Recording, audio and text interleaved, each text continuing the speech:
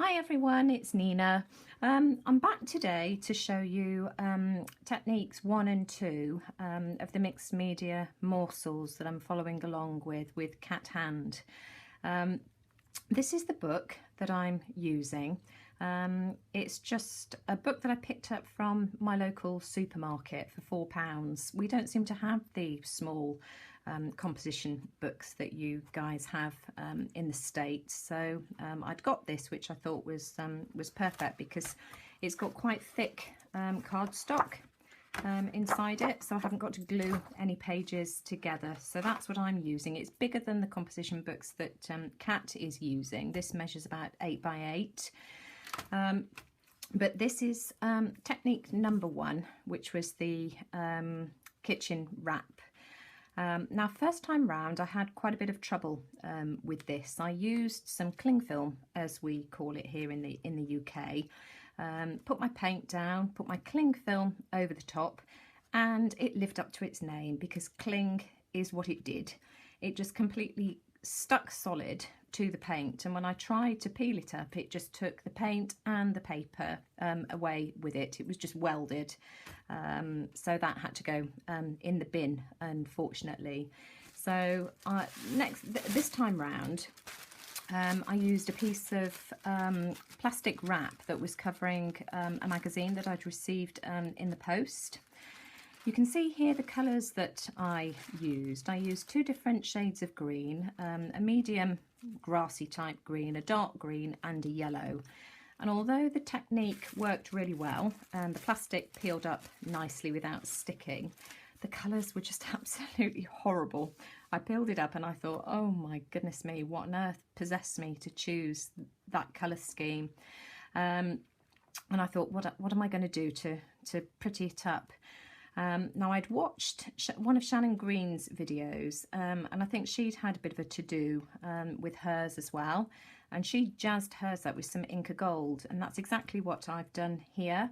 I put a coat of, I think it was platinum Inca Gold initially over the top of the whole thing, and that made it look much, much better. But then I went and grabbed a couple of other colours as well, and I put pale green and a couple of shades of blue. And now I'm really pleased with this.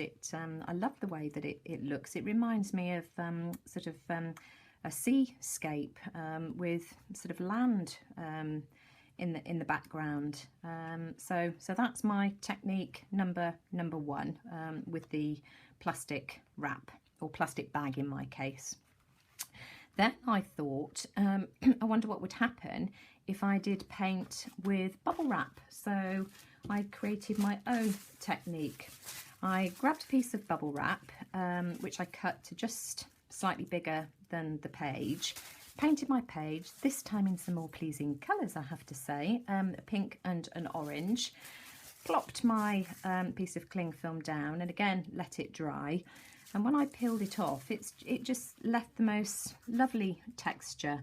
It's sort of feathered where the bubbles are, and I think that's really pretty. So as I say, I've got an extra page in my book. I haven't done the black gesso cling film wrap, which I'll have to do later. I'll probably try mine with black paint though, because I haven't got any black gesso, I've only got white. This is the collage technique.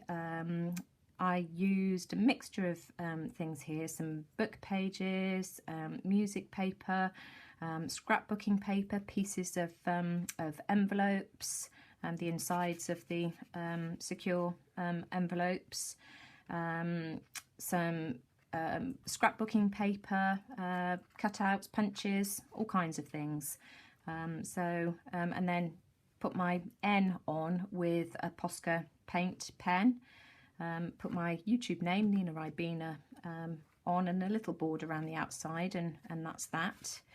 Then you saw me do the alcohol technique. I ended up doing it twice because the colours that I used underneath, for some reason, haven't shown through when I put my blue on. You can see the alcohol, but as I say, you can't really see the colours that I'd used underneath.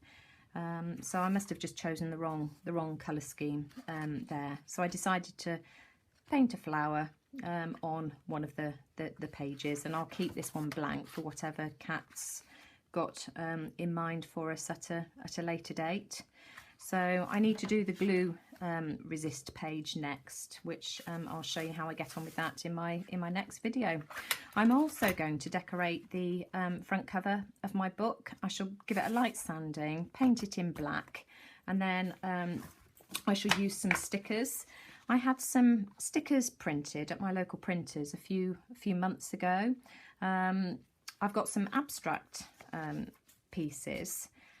These were, I was watching videos by Robin Marie Smith and Southern Gal Designs at the time, and so these pages were inspired by them. And then I also did some flowers. I'd watched a video by Kate the Skate, and she'd done some flower ATCs, and so I've had mine. I did some flowers, abstract flowers, and I've had mine printed onto label paper. My labels are in strips. I don't know whether you can see here. Let me just try and pull one up. They're not the individual business labels. I don't know if I can peel this up without ripping it. There we go. So I shall have to cut mine up, but I need to decide which set I'm going to use, but that's how I'm going to do it. So hopefully the next time you see me, my book cover will be finished. And then finally, before I leave you, these are the art tiles that I was doing in my last video. They've warped a bit. I think it was because I didn't leave the paint to dry, the glue to dry, before I put the glossy accents on here, because I'd backed the paper, the watercolour paper that I've been using, with some pieces of cereal box, just to give it a bit of strength. But they have buckled slightly, so I'm going to have to try and flatten those. But the paint markers haven't bled at all. In fact, they've made the watercolour markers much more vibrant, I think. So that's how they turned out. Anyway, that's it for now, and I'll see you again soon. Okay, bye.